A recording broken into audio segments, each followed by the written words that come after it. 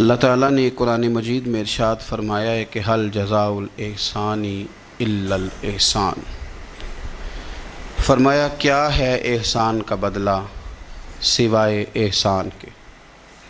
نیکی کا بدلہ صرف نیکی ہے۔ دنیا میں جو لوگ خیر کے کام کریں گے تو اللہ تعالیٰ انہیں دنیا میں بھی خیر عطا فرمائے گا اور قیامت میں بھی خیر ہی عطا فرمائے گا۔ اور جو لوگ دنیا کے اندر شر کریں گے انہیں قیامت میں تو اس کی سزا ملے گی ہی، کچھ نظارے اس کے وہ دنیا میں بھی دیکھیں گے۔ ارشاد فرمایا دوسرے مقام پر کہ وَمَن يَعْمَلْ مِثْقَالَ ذَرَّةٍ خَيْرًا يَرَهُ، اگر کوئی ذرے کے برابر خیر کرے گا تو اسے دیکھے گا، اسے وہ دکھائی جائے گی۔ اور وَمَن يَعْمَلْ مِثْقَالَ ذَرَّةٍ شَرًّا يَرَهُ، اگر ایک ذرے کے برابر شر کرے گا تو اسے بھی دیکھے گا۔ دنیا کے اندر کچھ سزائیں اور کچھ ہمارے حالات کی خرابی کا سبب ہمارے اعمال ہوتے ہیں۔ قرآن مجید نے کہا کہ وما اصابکم من مصیبت فبما کسبت ایدیکم ویعفو عن کثیر، فرمایا جو تمہیں مصیبت پہنچتی ہے تو تمہارے ہاتھوں کے کرتوتوں کے سبب، کسب کے سبب پہنچتی ہے۔ ویعفو عن کثیر، بہت ساری چیزیں تو ہم ویسے ہی معاف فرما دیا کرتے ہیں۔ زندگی دنیا میں رہتے ہوئے بھی انسان کو کچھ سبق دیتی ہے۔ اگر آپ فصل زمین میں بوئیں تو چاول کا بیج بوئیں گے تو وہاں چاول اگے گا، گندم نہیں اگے گی۔ اور اگر آپ کاشت گندم کریں گے تو گندم ہی وہاں سے اگے گی، وہاں سے چاول اگ سکتا نہیں۔ یہ نہیں ہو سکتا کہ آپ زندگی میں لوگوں کو تکلیفیں دیں اور خود آپ آرام سے سو جائیں، یہ ہو نہیں سکتا، یہ ممکن نہیں۔ دو جملوں میں میرے نبی پاک صلی اللہ علیہ وسلم نے ہمیں بات سمجھا دی ہے۔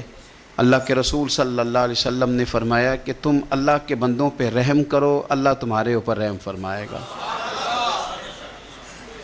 لیکن بندوں کے بارے میں بندوں کا رویہ سخت ہو، اس کا لہجہ رب کریم کے بندوں کے بارے میں تلخ ہو، اس کے دل میں رحم کے، کرم کے میٹھے جذبات ہی نہ سرے سے ہوں، اور وہ کہے کہ میرے بارے میں نرمی کی جائے، تو یہ ہو نہیں سکتا، یہ ممکن نہیں ہے۔ ہم کیا کرتے ہیں؟ ہم اپنے تھوڑی دیر کے سکون کے لیے بہت سارے لوگوں کو تکلیف میں مبتلا کرتے ہیں، بلکہ بعض لوگ تو ایسے ہیں جو دوسروں کو مصیبت میں دیکھ کر خوش ہوتے ہیں، ان کو کل بھی راحت نصیب ہوتی ہے۔ کسی شخص کو مشکل میں دیکھتے ہیں، پریشانی میں دیکھتے ہیں تو بڑا انہیں سکون میسر آتا ہے، اور میں نے دیکھا ہے کہ بغلیں بجاتے ہیں، اور وہ باقاعدہ دلائل دیکھے ہیں، دیکھا نا ہمارے ساتھ ایسے کرتا تھا تو آج اس کا کیا حال ہو گیا ہے۔ باقاعدہ لوگ یہ کام کرتے ہیں۔ وہ ہمارے درویشوں نے اپنے رنگ میں بھی ہمیں بڑے مسئلے سمجھائے ہیں، پر اللہ کرے ہماری سمجھ میں بات آئے۔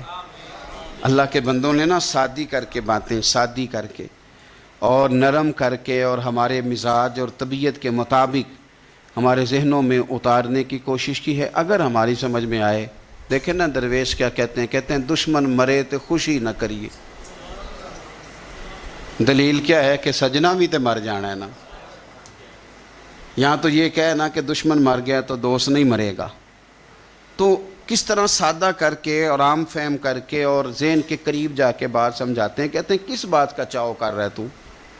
دشمن مرے خوشی نہ کریے، او پائیا سجنا بھی مر جانا ہے، دیگر تے دن آیا محمد اوڑک نو ڈوب جانا ہے۔ یہ تو کس چکر میں تو پڑا ہوا ہے؟ ترمذی شریف حضرت واصلہ بن اسکے رضی اللہ تعالیٰ عنہ حدیث کے راوی ہیں، یہ حدیث ضرور یاد رکھیے گا۔ میرے نبی پاک صلی اللہ تعالیٰ علیہ وسلم نے فرمایا اپنے بھائی کو مصیبت میں دیکھ کے خوشی کا اظہار نہ کرو،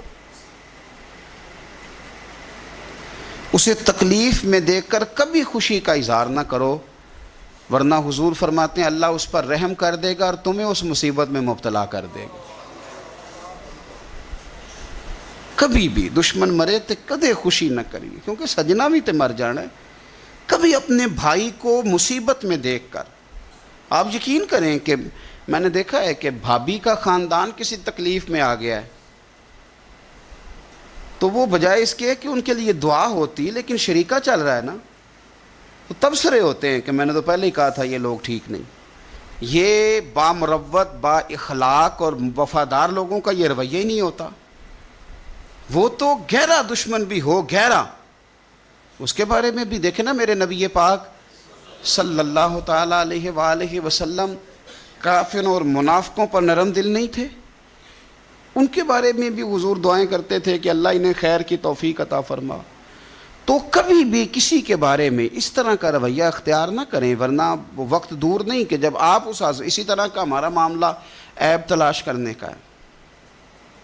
میں کس طرح کھول کے آپ کو یہ بات عرض کروں کہ لوگوں کا دل کرتا ہے کہ ہمیں خوبیاں نہیں کمیوں کا بھی پتہ چلے۔ ٹٹولتے ہیں کہ تو وہاں نہیں جاتا، تو جاتا تھا تو اب کیوں نہیں جاتا، اور تو اگر جاتا ہے تو پھر تو کوئی کہانی سنا، کوئی بات چھیڑ۔ یہ ہمارا مزاج ہے، ہم چاہتے ہیں۔ میرے رب نے ہمیں محدود بنایا ہے، ہم لا محدود کیوں ہوتے ہیں؟ اللہ نے ہمارے اوپر رحم فرمایا ہے کہ ہمیں دیوار کے پیچھے نظر نہیں آتا، یہ اس نے کرم فرمایا۔ اگر ہمیں نظر آتا ہوتا تو کتنے پردے کھل جاتے، اور بہت ساری چیزیں جو پردوں میں رہنی چاہیے تھیں وہ پردوں میں نہ رہتی ہیں۔ اس نے کرم فرمایا ہے کہ ہمیں دیوار کے پیچھے نہیں سنتا، اس کو کرم سمجھو، پردے نہ کھولو۔ اگر ہمیں یہ خبر ہوتی کہ سامنے کیا ہے تو بہت سارے ہمارے معاملات خراب ہو جاتے۔ اس کا شکر ہے، اس کا کرم ہے۔ یہی بہتر ہے کہ پردوں میں وہ پردہ پوش رہے، اور وہ اگر پردے اٹھا دے تو کسے ہوش رہے۔ مہربانی کریں، آپ جو اللہ تعالیٰ نے ہمیں محدود بنایا تو لا محدود ہونے کی کوشش کیوں کرتے ہو؟ جہاں اس نے رکھا ہے وہیں رہنے کو اپنے لیے بہتر جانو، وہیں، ورنہ حالات خراب ہو جائیں گے۔ میرے نبی پاک صلی اللہ علیہ وسلم نے فرمایا، مسند احمد میں موجود ہے، حضور فرماتے ہیں لوگوں کی جاسوسی نہ کرنا، ان کے عیب نہ ٹٹولنا۔ بس حضور نے کہہ دیا تو کہہ دیا، نہیں ٹٹولنے تو سونیا تیرے غلام ہیں۔ سوال ہی نہیں پیدا ہوتا کہ ہم کبھی یہ کام کریں۔ حضور نے فرمایا کسی کے عیب نہ ٹٹولنا۔ اگر تم نے کسی کے عیب ٹٹول کے اسے رسوا کرنے کی کوشش کی تو فرمایا تم اگر 7 پردوں کے اندر بھی بیٹھے ہوئے تو وہاں بھی اللہ تمہیں رسوا کر دے گا۔ یہ نہ سمجھنا کہ میں چھپ گیا ہوں تو بچ جاؤں گا، اللہ تمہیں وہاں بھی رسوا۔ تو کچھ جرموں کی دنیا میں ہم دیکھتے ہیں، اور اس کا سادہ ترجمہ یہ ہے کہ جیسا کرو گے پھر ویسا بھرو گے، یہ ہوتا ہے، آپ اس سے بچ نہیں سکتے۔ اور اس وقت بندہ بڑا سمارٹ ہوتا ہے، وہ اپنے آپ کو بڑا تیز سمجھتا ہے، وہ کہتا ہے میں نے پتہ پھینکا تھا تو میرا پتہ چل گیا ہے، دیکھا نا پھر۔ اور کئی دفعہ میں نے دیکھا ہے شریف آدمی مجبور ہوتا ہے، وہ کیا کر سکتا ہے؟ شریف جو ہوا، شر اور شریف ان کا مقابلہ نہیں ہوتا، ایک چیز ہے ہی شر، تو شریف اس کا مقابلہ کیسے کرے گا؟ بلکہ شریف آدمی تو کئی دفعہ ویسے ہی بچتا ہے، کہتا ہے یار مطلب کسی طریقے جان چھڑائیں، یہ شر ہے، اور میں باوضو رہنے والا آدمی ہوں، میں گند میں کیسے ہاتھ ڈالوں گا؟ وہ بچتا ہے تو لوگ سمجھتے ہیں ڈرپوک ہے، حالانکہ ڈرپوک اور ہوتا ہے اور شریف اور ہوتا ہے۔ تو شرافت کو لوگ بزدلی جانتے ہیں۔ نبی پاک صلی اللہ علیہ وسلم کے صحابی حضرت سعید بن زید رضی اللہ تعالی اور عشرہ مبشرہ صحابی حضرت عمر کے بہنوئی ہیں، اور یہ حوالہ میں آپ کو مسلم شریف سے عرض کر رہا ہوں۔ حضرت سعید بن زید رضی اللہ تعالیٰ عنہ وہ خوبصورت آدمی ہیں جنہیں دنیا میں چلتے پھرتے میرے نبی پاک نے جنت کی بشارت عطا فرمائی۔ بندے کا قد کاٹ دیکھیں کہ جنتی بندہ، یعنی اتنا اعتماد حضور نے کیا کہ فرمایا اس کے بعد والے آخری دم تک کے اعمال پر بھی میں جانتا ہوں یہ جنتیوں والے کام کرے گا۔ اتنا بڑا آدمی، لیکن ایک عورت نے آ کے جھگڑا شروع کر دیا، اروا اس عورت کا نام تھا۔ اسے آ کے حضرت سعید بن زید سے جھگڑا شروع کیا کہ یہ جو مکان ہے نا آپ کا، اس میں اتنی جگہ میری ہے، مجھے آپ بتائیں کہ ایک شریف آدمی سے عورت جھگڑا کرے تو بندہ جواب میں کچھ کر سکتا ہے؟ اب میری بات کو سمجھیں، اب شریفوں کی مجبوریاں تو سمجھیں کتنی زیادہ ہیں۔ بھئی ایک عورت آ گئی، اس نے دعویٰ کر دیا، اب بلا وجہ انسان کٹہرے میں کھڑا ہو جاتا ہے۔ یہاں کو بندہ آگے کہہ دیتا، کہتا جی میں نے 20 لاکھ روپیہ لینا ہے، تو شریف آدمی ادھر کیا کرے گا؟ وہ تو مفت میں، اور دائیں بائیں بیٹھے لوگ ویسے ہی پریشان ہو جائیں گے کہ پتہ نہیں کوئی بات ہوتی ہے تو کوئی آتا ہے نا۔ اس نے کہہ دیا کہ مکان میں میرا حصہ ہے، اور کہہ کسے دیا؟ اسے جن کے اعمال کے صحیح ہونے کی گواہی مدینے والے رسول نے عطا فرمائی۔ اس نے کہا جناب یہ مکان میں میرا حصہ ہے۔ اب حضرت سعید بن زید رضی اللہ تعالیٰ عنہ فرمانے لگے یہ زمین اسی کو دے دو، ختم ہو گئی بات۔ شریف آدمی کیسے جھگڑا کرے؟ اب میں آپ کو ایک بات بتاؤں، اگر اس طرح بھی بندہ کر دے تو باتیں پھر بھی ہوتی ہیں۔ لوگ کہتے ہیں بلا وجہ تو نہیں نہ دے دی، ایسے تو نہیں نہ کوئی دے دیتا 4 مرلے، او بھائی ایسے تو نہیں نہ۔ فوراً فرمایا حضرت سعید بن زید، فرمایا دے دو اسے۔ تو آپ کے اہل خانہ کہنے لگے حضور جب آپ اسے کیوں دے رہے ہیں؟ فرمایا تم دے دو۔ میرے نبی پاک صلی اللہ علیہ وسلم نے فرمایا جس نے ایک بالشت زمین پر ناجائز قبضہ کیا، اللہ قیامت کے دن 7 زمینوں کا توق بنا کے اس کے گلے میں ڈال دے۔ فرمایا اٹھانے دو اسے، توق اسے اٹھانے دو۔ اور ایک حدیث میں فرمایا 7 زمینوں میں دھنسا دے گا اللہ اسے اٹھانے دو، دے دو۔ لیکن تکلیف تو ہوتی ہے نا۔ اب یہ نہیں ہے کہ کہاں سے اتنا حوصلہ بندہ کرے، دل تو ٹوٹ جاتا ہے نا کہ یار میرے اوپر اس طرح الزام لگانا، اور اس طرح کسی شخص کے بارے میں وہ بندہ جس نے زندگی تقوی میں گزار دی اس پر اتنا گھنونا الزام لگا دینا۔ اب حضرت سعید بن زید نے نا لوگوں کو کہہ دیا دے دو، لیکن جب تنہا گئے تو دل ٹوٹا ہوا تھا، کلیجہ پھٹا ہوا تھا، طبیعت پریشان تھی، ہاتھ اٹھائے، کہا اللہ سچائیاں بھی تو جانتا ہے، جھوٹ بھی تو جانتا ہے، ظاہر چیزوں کو بھی تو جانتا ہے، چھپی ہوئی کو بھی تو جانتا ہے۔ اللہ اگر یہ جھوٹی ہے تو اسے اندھا کر دے، اور اللہ یہ جو زمین اس نے مجھ سے لی ہے نا پھر اس میں اس کی قبر بنا دے۔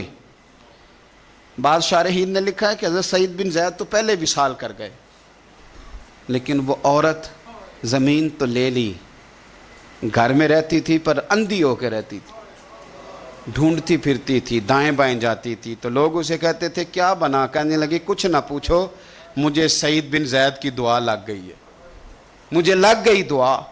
تڑپتی تھی، روتی تھی، کنواں کھدوایا ہوا تھا، امیر لوگوں نے گھر میں کنواں کھدوایا ہوا تھا، تو یوں لگتا ہے کہ پانی بھی کوئی نہیں پلاتا تھا، کوئی نواسا نواسی پوتا پوتی بھی قریب نہیں آتا تھا، پانی پینے کے لیے کنویں میں گئی تو اندر ڈوب کے مر گئی۔ اس کا گھر ہی اس کی قبر بن گیا۔ دیکھیں نا لوگ اس وقت سمجھ رہے ہوتے ہیں کہ جناب دیکھا نا میرا پتہ چل گیا، ہنس رہے ہوتے ہیں کہ دیکھا میں نے کتنا رسوا کر دیا، دیکھا پھر فلانا کتنی منتیں کر رہا تھا، دیکھا، اور تمہیں پتہ نہیں۔ تم کیا سمجھتے ہو کہ جس کو تم نے رسوا کرنا چاہا اس کا کسی جو ہے وہ وزیر مشیر اور بڑے آدمی سے تعلق نہیں تھا تو وہ تمہارے ہتھے چڑھ گیا؟ یاد رکھنا اگر اس کا وزیروں مشیروں سے تعلق نہیں نا غریب کا، تو اللہ ولی الذین آمنوا، اللہ تو وارث ہے کہ نہیں مومنوں کا؟ اللہ تو وارث ہے کہ نہیں مومنوں کا؟ نبی پاک تو والی ہیں کہ نہیں اپنی امت کے؟ تو تم کس طرح سمجھتے ہو کہ بندہ اور وارث شاہ مان کری نہ وارثہ دا، رب بے وارثہ کر کے مار دائی۔ تو ہم جب چل رہے ہوتے ہیں نا تو پھر تو ہماری قد کاٹ کا کون مقابلہ کرے، اور جب ہم چڑھ جائیں ہوا کے گھوڑے تو پھر کون ہمارا رخ پھیرے۔ لیکن یاد رکھنا ایک عدل کرنے والی ذات ہے، جب لگامیں کھینچتی ہے تو پھر لوگوں کو کوئی چارہ، اپنی زندگی کے اندر کبھی بھی کوئی کام ایسا نہ کریں، کبھی بھی۔ آگے بڑھتا ہوں۔ بصرے کا گورنر حجاج بن یوسف بڑا ظالم آدمی تھا، تو حضرت سعید بن جبیر رضی اللہ تعالیٰ عنہ ایک تابعی بزرگ تھے، تو آپ نا اس کے غلط کاموں پہ اسے ٹوکا کرتے تھے۔ ہمارا یہ مسئلہ ہوتا ہے کہ جب ہمیں کو ٹوکتا ہے تو ہمیں ضد چڑھتی ہے، یہ نہیں دیکھتے کہ میں پہلے دیکھ لوں میری کہیں کوتاہی پہ تو نہیں ٹوک رہا۔ وہ ظالم تھا، آپ اسے ٹوکتے تھے۔ تو جب روک ٹوک ہونے لگی تو یہ جو بادشاہ قسم کے لوگ ہوتے ہیں ان کی خواہش ہوتی ہے کہ ہمیں پوچھنے والا کوئی نہ ہو۔ روک ٹوک بڑی تو اس نے بلا لیا حضرت سعید بن جبیر رضی اللہ تعالیٰ عنہ کو، بلا کے کہنے لگا میں آپ کو قتل کروں گا۔ تو آپ فرمانے لگے جس طرح تو مجھے قتل کرے گا نا میرا رب بھی تجھے اسی طرح ہی قتل کرے گا۔ اللہ والے تھوڑا کسی سے ڈرتے ہیں، وہ اسی طرح تجھے قتل کرے گا۔ کہنے لگا حضرت سعید بن جبیر رضی اللہ تعالیٰ عنہ سے کہ اگر آپ مجھ سے معافی مانگ لیں گے تو میں آپ کو چھوڑ دوں گا۔ تو آپ فرمانے لگے معافی تو میں روز مانگتا ہوں پر صرف اپنے رب سے، تجھ سے کاہے کی معافی مانگوں، کس بات کی تجھ سے معافی مانگوں؟ کہنے لگا پھر آپ باز جلاد سے کہنے لگا اسے قتل کرو، آپ نے ہنسنا شروع کر دیا۔ تو وہ کہنے لگا ہنستے کیوں ہو؟ فرمانے لگے تیری جرت پہ ہنس رہا ہوں کہ خدا کا کمزور بندہ ہو کے تو کس طرح کی جرت کے ساتھ باتیں کر رہا ہے کہ میں تجھے قتل کرا دوں گا۔ اس نے کہا پکڑو، اور غصے میں آ گیا، پکڑو اور انہیں قتل کرو۔ جب قتل کرنے لگے تو آپ نے منہ کعبے کی طرف کر لیا اور پڑھا انی وجہت وجہی للذی فطر السماوات والارض حنیفا وما انا من المشرکین۔ کعبے کی طرف منہ کر کے یہ دعا پڑھی تو کہنے لگا اچھا اس کا رخ پھیر دو کعبے سے۔ تو آپ کا جب رخ پھیرا تو آپ فرمانے لگے تو بڑا ہی بیوقوف ہے، فَإِنَّمَا تُوَلُّوا فَثَمَّ وَجْهُ اللَّهِ، تمہیں پتہ نہیں منہ جدھر بھی کرے اللہ ادھر ہی ہوتا ہے۔ تو بڑا بیوقوف ہے، تو کعبے سے رخ پھیر کے سمجھتا ہے کہ اللہ کوئی معاذ اللہ مقید ہے، ادھر رب تو ہر طرف ہے، جلوہ تیری ذات کا کو بکو ہے، میں جدھر دیکھتا ہوں ادھر تو ہی تو ہے، جدھر دیکھتا ہوں ادھر، جے میں تینوں اندر جانا تو پھر مقید جانا، تو جے میں تینوں باہر جانا تے اندر کون سمانا، اندر بھی تو ہیں تے باہر بھی تو ہیں تے بلا کون نمانا۔ فرمایا کہ بھئی ہر طرف ہی اللہ ہے۔ اب اس نے پتہ کیا کیا، آپ کو جب قتل کروا رہا تھا نا تو حضرت سعید بن جبیر نے ہاتھ اٹھایا کہ اللہ میرے بعد اسے کسی اور کو قتل کرنے کا موقع نہ دینا، میں اتنی بات کسی اور پر اسے مسلط نہ کرنا۔ حضرت سعید بن جبیر قتل ہوئے، شہید ہوئے تو اتنا خون بہا، اتنا خون بہا کہ خون بند ہی نہیں ہوتا، اتنا خون۔ وہ کہنے لگا وزیروں سے، مشیروں سے، طبیبوں سے کہ اتنا خون؟ تو وہ کہنے لگے بادشاہ یہ خون بتاتا ہے کہ یہ بندہ تجھ سے ڈر کے نہیں مرا، ورنہ تو تلوار بندے کے قریب آتی ہے تو خون خشک ہوتا جاتا ہے، ورنہ تو حکم ہوتا ہے سزائے موت کا تو لوگوں کے کپڑے ڈھیلے ہو جاتے ہیں، جسم کمزور ہو جاتا ہے۔ یہ بندہ نہ ڈر تھا اس لیے اتنا اس کا خون نکلا ہے کہ اسے کوئی ڈر نہیں تھا۔ حضرت سعید بن جبیر کو قتل کرنے کے بعد نا حجاج بن یوسف 15 دن زندہ رہا ہے، صرف 15 دن۔ کینسر ہو گیا پیٹ میں، اتنی تکلیف ہوئی کہ جس بیماری کو آج آپ کینسر کہتے ہیں کہ کسی کی سمجھ میں نہیں آتا تھا۔ طبیب گوشت کی بوٹی ڈالتا تھا دھاگے کے ساتھ پیٹ میں تو باہر آتی تھی تو وہ گل سڑ کے باہر نکلتی تھی، اس کے اپنے بھی اس کے کمرے میں نہیں جاتے تھے۔ او یارو، ظلم کرتے ہوئے لوگ سوچتے نہیں کہ اس کا حساب کتنا بھیانک ہوگا۔ رات کو چیخ مار کے اٹھتا، گھر والے کہتے تجھے کیا ہوا؟ وہ کہتا تھا جب بھی میں سوتا ہوں تو سعید بن جبیر میری خواب میں آتے ہیں اور میری ٹانگ پکڑ کے گھسیٹتے ہیں تو میری آنکھیں کھل جاتی ہیں، یہ جو بد دعائیں ہیں یہ تمہارے بستر تک تمہارا پیچھا کرتی، یہ نیندوں میں سوراخ کر دیتی۔ لوگ کہتے ہیں پتہ نہیں کیا بات ہے سویا نہیں جاتا، تو میں کہتا ہوں پتہ کر لو، شاید کو بات نکل ہی آئے، پتہ کر لو، دیکھ لو، غور کر لو، توجہ کر لو، شاید کو بات نکل آئے۔ اگر نکل آئے نا تو پھر توبہ کر لو، اور اگر نکل آئے تو پھر معافی مانگ لو، اگر نکل آئے تو پھر اللہ سے ڈر جاؤ، اگر نکل آئے تو پھر احتیاط کر جاؤ۔ لیکن باتیں نکلنے پر بھی ہم ماننے کو تیار، تو یہ مت سمجھیں کہ جب انسان کسی کا ظلم کرے گا تو وہ چین کی نیند سوئے گا، یہ ہو سکتا، جیسا کرو گے پھر ویسا، جیسا کرو گے پھر ویسا۔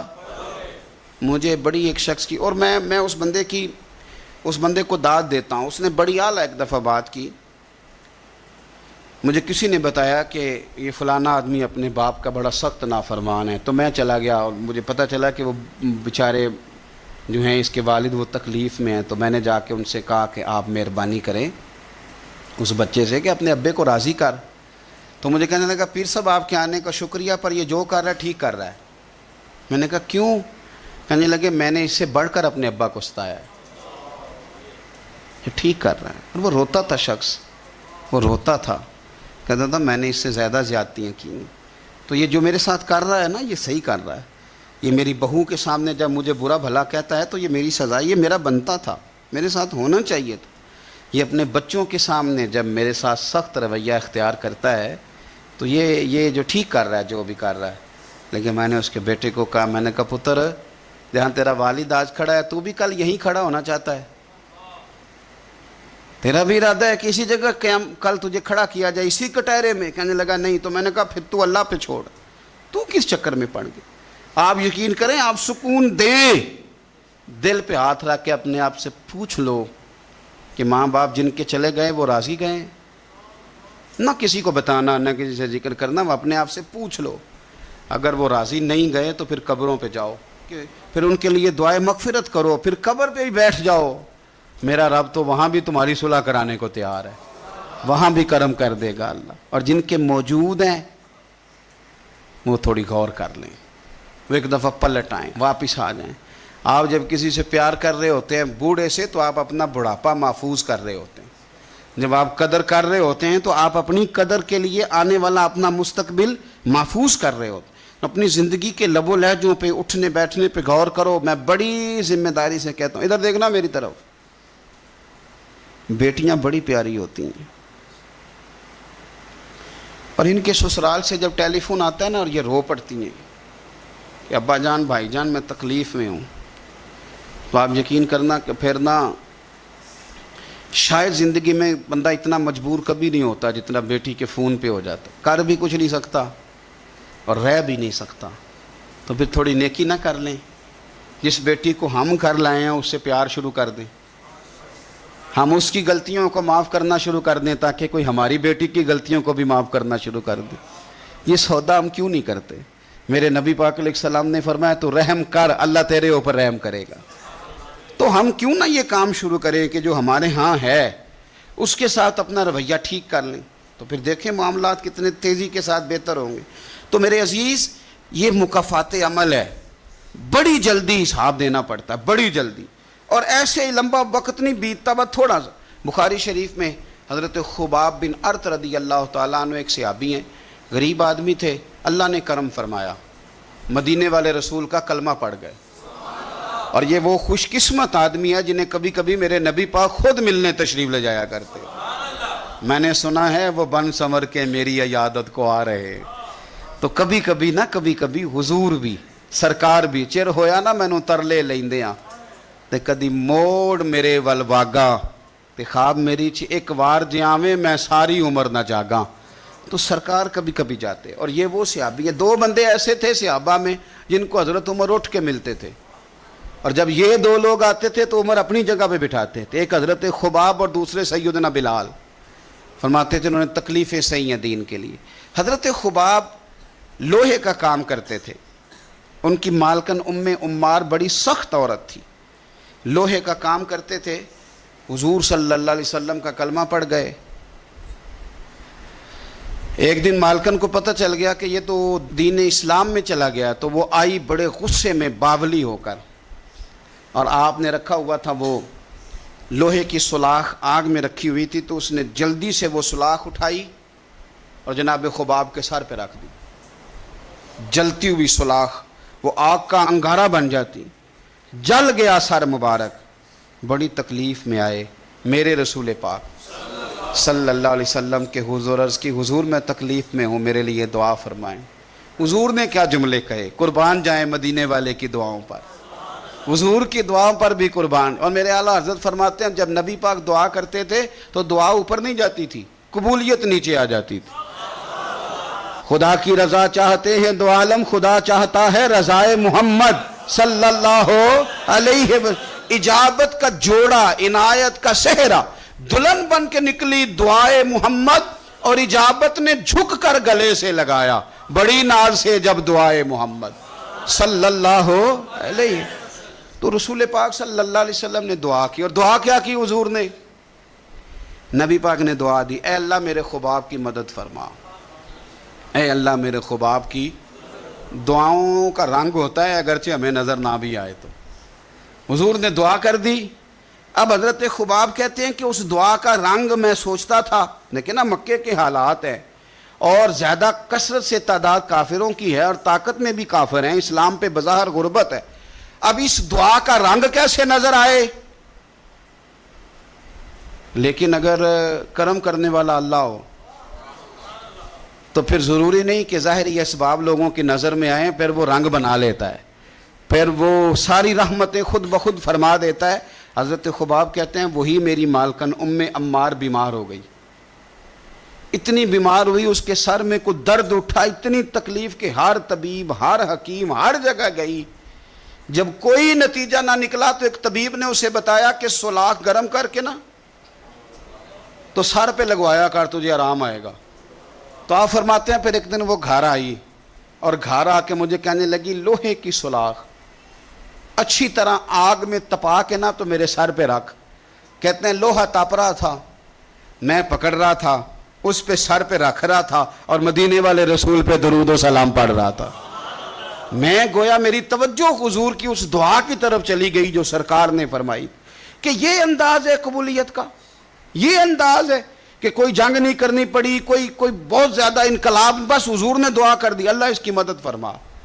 تو کچھ فیصلے اللہ پہ بھی چھوڑ دینے چاہیے، بڑی جلدی رب کریم وہ فیصلے فرما دیتا ہے اور بڑی جلدی انصاف ہوتا۔ ہم لوگ نا احتیاط نہیں کرتے، نہ بولنے میں، نہ چلنے میں، نہ بات کرنے میں، نہ ہم دیکھتے ہیں کہ بندہ کس کیٹیگری کا ہے، نہ ہم نے سفید داڑیاں دیکھنی ہیں، نہ ہم نے علم دیکھنا ہے، نہ ہم نے کوئی دین کی نسبت دیکھنی ہے، نہ ہم نے تقویٰ دیکھنا ہے، کیونکہ اس وقت میرے ذہن کو بات چڑھ گئی ہے تو وہ ہم نے کر کے چھوڑ دی۔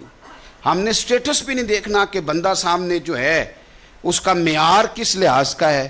اور وہ کہتے ہیں جی میں بڑا جذباتی ہوں تو میں اماں کے سامنے بول پڑتا ہوں، میرے سے بات ہو جاتی ہے، تو میں کہتا ہوں تو بالکل جذباتی نہیں، اگر اماں کے سامنے بول پڑتا ہے تو ایس ایچ او کے سامنے بھی بول کے دکھا، پھر تیرا پتہ چلے گا۔ اگر تو جذباتی ہے اور ابا کے سامنے تجھے غلطی لگ جاتی ہے تو جج صاحب کے سامنے بھی غلطی لگے نا، پھر تو تیرے جذبات کی سمجھ آئے۔ لیکن یہ غصہ بڑا سیاںا ہے، تو میں بات ٹھیک کر رہا ہوں اور میری بات میں اچھی طرح توجہ کریں، غصہ ہمارا بڑا سمجھدار ہے، تگڑے بندے پہ آتا یہ مڑے بندے پہ آتا ہے، غریب آدمی سمجھدار غصہ ہے، اوہو اتنا یہ غصہ عقل مند ہے، اتنا سمجھدار ہے کہ یہ جناب حد ہو جاتی ہے بات کرتے ہوئے۔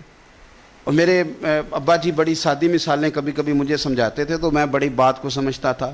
وہ کہتے تھے کہ ہم دیہاتی لوگ بھی عجیب ہیں، گالیوں پہ لڑ پڑتے ہیں اور اتنی لمبی لڑائی ہوتی ہے کہ بات تھانے جاتی ہے، تو جس گالی کی وجہ سے ہم نے ایک دوسرے کے سر پھوڑے ہوتے ہیں وہ جا کے تھانے ہمیں 2500 گالیاں کھانی پڑتی ہیں۔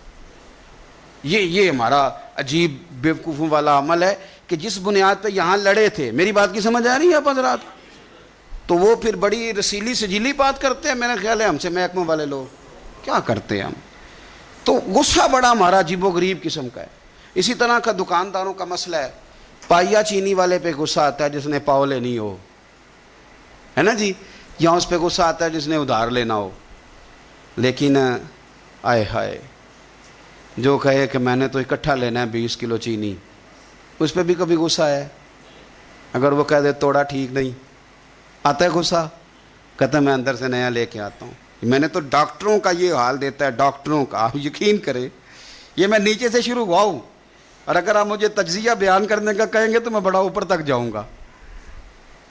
میں نے ڈاکٹر دیکھے ہیں، ڈاکٹر حضرات، غریب آدمی بیچارہ نا جس کی کوئی سفارش آ گئی ہے کہ یہ غریب ہے تو ڈاکٹر صاحب چلو 500 روپیہ چھوڑ دیں، اب ڈاکٹر کا دل بڑا پریشان ہوتا ہے کہ یہ جا کیوں نہیں رہا، آ کیوں گیا ہے۔ اور اگر اس کو پتہ چل جائے کہ جس شخص کے ساتھ میں نے ڈاکٹروں کو خود فون کرتے دیکھا ہے کہ آپ کی اپوائنٹمنٹ تھی آپ آئے کیوں نہیں، اس لیے کہ اس کا سٹیٹس بڑا ہے۔ یہ آپ کی اخلاقی کمزوری ہے، آپ کمزور ہیں اخلاقی طور پہ، اس طرح آپ کرتے ہیں۔ تو یہ ہمارے سمجھدار جذبات، سیانے غصے اور ہماری ناراضگیاں، ان کے روپ، اس سے بچیں۔ کوشش کریں زندگی میں کبھی کسی پر الزام نہ لگائیں۔ میرے رسول پاک صلی اللہ علیہ وسلم نے فرمایا کسی بندے کے لیے جھوٹا ہونے کے لیے اتنا ہی کافی ہے کہ سنی سنائی بات آگے کر دو۔ ہم تو تیزی سے کہانی ہوتی بھی نہیں بنا لیتے ہیں اور کہہ دیتے ہیں کوئی بات ہوتی ہے تو کوئی کرتا ہے نا جی۔ میرا تجربہ یہ ہے کہ بہت ساری باتیں نہیں ہوتی لوگ پھر بھی کرتے ہیں، ہوتی نہیں سرے سے اور لوگ کرتے ہیں۔ حضرت سعد بن ابی وقاص رضی اللہ، یہ بھی بخاری کتاب الاذان میں آپ کو روایت ملے گی، یہ عشرہ مبشرہ صحابی ہیں، اور نبی پاک صلی اللہ علیہ وسلم نے ایک مقام پہ فرمایا تھا جب یہ بیمار ہو گئے اور پریشان ہو گئے کہ پتہ نہیں تندرست ہوں گا بھی کہ نہیں، تو حضور نے فرمایا سعد فکر نہ کر، اللہ شفا دے گا اور تیری وجہ سے اسلام کا فائدہ کرے گا اور کفر کا نقصان کرے گا۔ میں نے کہا کہ ڈائریکٹ آ کے کوئی بندہ الزام لگا لے تو شریف آدمی بھلا جواب کیا دے اس کو؟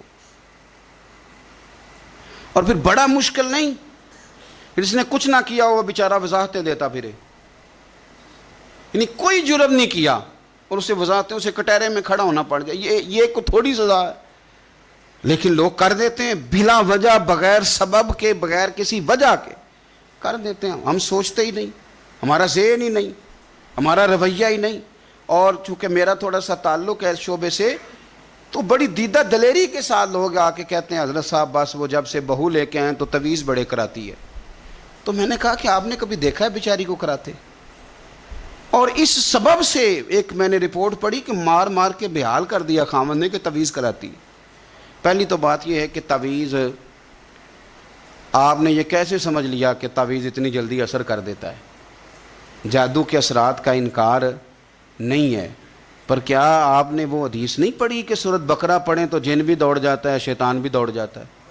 کیا وہ ہمارے لیے کافی نہیں کہ سورۃ فلق اور ناس پڑھ کے سو جاؤ تو جادو اثر نہیں کرتا؟ ہمارے لیے کافی نہیں؟ ہم کیوں اتنے زیادہ کمزور نظریات کے مالک ہو گئے کہ شک کی بنیاد پر پیٹ دیا بہت زیادہ کہ تویز کراتی ہے؟ یہ اتنی کمزوری مسلمان کے نظریے میں کیسے آ گئی؟ لیکن اب الزام اس طرح کے لگائے جائیں جن کا کوئی وجود ہی نہ ہو، کوئی وجود ہی نہ ہو. وہ جی یہ اسی طرح کے الزام بیٹی لگاتی ہے، وہ کہتی ہے کہ اس کو نا اس کے ماں باپ سکھاتے ہیں، پڑھاتے ہیں. تو میں نے کہا کبھی تم نے سنا ہے پڑھاتے ہوئے؟ کہتی نہیں، وہ بیٹھا تو ہوتا ہے نا رات کو جا کے. تو میں نے کہا وہ تو جب سے پیدا ہوا ہے اماں کے پاس ہی بیٹھا ہوا ہے.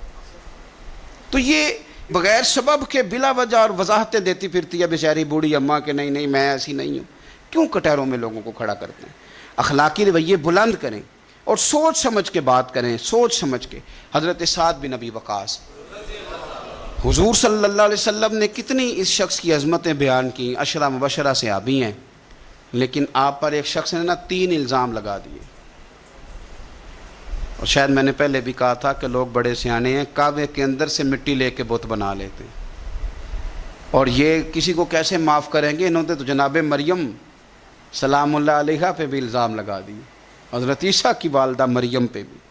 وہ کسی شاعر نے کہا تھا مخلوق تو فنکار ہے اس درجہ کے پل بھر میں، سنگے در کعبہ سے بھی اصنام تراشے، اور تم کون ہو کیا چیز ہے داغ قبا بھی. لوگوں نے تو مریم پہ بھی الزام تراشا. یہ معافی دیتے ہیں کسی کو؟ بس ہو گئے پیچھے تو ہو گئے. 3 الزام حضرت سعد بن ابی وقاص پہ لگا دیے. پہلا الزام یہ لگایا کہ حضرت سعد بن ابی وقاص جو ہیں یہ مال غنیمت برابر تقسیم نہیں کرتے. اور دوسرا الزام یہ لگایا کہ لشکر اسلام کو بھیج دیتے ہیں، خود ساتھ نہیں جاتے. اور تیسرا الزام یہ لگایا کہ مقدمات کے فیصلے میں عدل سے کام نہیں لیتے. ایک یہ کہ یہ لشکر کے ساتھ خود نہیں جاتے، ایک مقدمات کا فیصلہ عدل سے نہیں کرتے، اور تیسرا یہ کہ یہ مال غنیمت عدل سے تقسیم ہے. حضرت سعد بن ابی وقاص کو بڑی تکلیف ہوئی، ہاتھ اٹھائے، کہا اللہ اگر یہ جھوٹا ہے نا تو اس کی عمر لمبی کر دے، اس کے فقر میں اضافہ کر دے، اسے فتنوں میں مبتلا کر دے. دعا کر دی، بات ختم ہو گئی. حضرت سیدنا عبد الملک بن عمیر تابی بزرگ ہیں رضی اللہ تعالیٰ عنہ، فرماتے ہیں میں نے اس بوڑھے کو دیکھا جس کے لیے حضرت سعد بن ابی وقاص نے دعائیں کی تھیں. اس نے 3 الزام لگائے تو آپ نے جواب میں 3 دعائیں دیں. آپ نے کہا اے اللہ اس کی عمر لمبی فرما، فقر میں اضافہ کر، اسے فتنوں میں مبتلا کر. آپ فرماتے ہیں میں نے اسے دیکھا اتنا بوڑھا ہو گیا تھا، کمر جھک گئی تھی، یہ بھمیں اس کی آنکھوں پہ آ گئیں، چلا نہیں جاتا تھا. اور کبھی وہ مالدار ہوتا تھا، پر حضرت سعد بن ابی وقاص کی دعا نے اتنا پیچھا کیا کہ در در کی بھیک مانگنے پہ مجبور ہو گیا. اور بڑھاپے میں بھی اس کے فتنے کا یہ عالم تھا کہ ضعیف ہو گیا ہے، عورت کی خواہش رہی نہیں وجود میں، لیکن پھر بھی راہ جاتی عورت کو چھیڑ دیتا تھا. اور یقیناً پھر اس کی وجہ سے وہ مار کھاتا تھا چوکوں اور چوراہوں میں. تو لوگ اسے کہتے تھے کہ تو اس عمر میں بھی باز نہیں آتا. تو وہ کہتا تھا میں تمہیں کیا بتاؤں، سعد بن ابی وقاص کی دعائیں میرا پیچھا کرتی ہیں، وہ میں نے ان کو تکلیف دی تھی تو آج تک میں فتنے میں مبتلا ہوں. فتنے میں کہ میں جاتی جاتی خاتون کو پتہ نہیں مجھے کیا ہو جاتا ہے، اور پھر مجھے بے عزتی کا منہ دیکھنا پڑتا ہے اور رسوائی کا. تو کیوں لوگ بد دعائیں لیتے ہیں، اور کیوں کر کے لوگ اتنا سخت اپنے آپ کو بنا لیتے ہیں کہ وہ نیک صالح اور پاک لوگوں کے بارے میں بھی ان کے نظریات اس طرح کے ہو جاتے. خدا را زندگی میں بڑی تکلیفیں آ جائیں گی اگر ہم ان چیزوں سے نہیں بچیں گے. یاد رکھیں جیسا کریں گے پھر ویسا بھریں گے. بولیں بھی سوچ کے, چلیں بھی سوچ کے, مخالفت بھی کریں تو سوچ کے, اور اتنی جتنی کسی کی بنتی ہے. الزام بھی لگائیں تو خدا را اللہ سے ڈر کے, فٹافٹ نہیں, جلدی نہیں. آپ ہر چوتھے بندے کے بارے میں لوگ نہیں کہہ رہے فلانا پیسے کھاتا ہے, بھئی آپ نے دیے یا آپ گواہ بنے جب وہ کھا رہا تھا, آپ نے یہ کیسے بات کر دی. تو ہم تیزی کے ساتھ اس طرح کے اعمال اکٹھے کر رہے ہیں کہ جو ہمارے لیے اذیت کا سبب بنیں گے. میرے رب نے فرمایا احسان کرو, نیکی کرو تاکہ بدلے میں تمہیں بھی نیکی ملے. حل جزاء الاحسان الا الاحسان. کیا ہے نیکی کا بدلہ سوائے نیکی کے. اپنی زندگی میں کوشش کریں کوئی بد دعا نہ لیں, کسی کو اتنی تکلیف میں مبتلا نہ کرے کہ پھر وہ رب کریم کے دروازے پہ جھکے اور ہمارے لیے وہ بد دعائیں کرے. اللہ کے حضور حاضر ہوں. کوشش کریں کہ بھولے سے بھی کسی شخص کو ہماری وجہ سے تکلیف نہ پہنچے. اللہ ہمیں سمجھنے کی توفیق عطا فرمائے.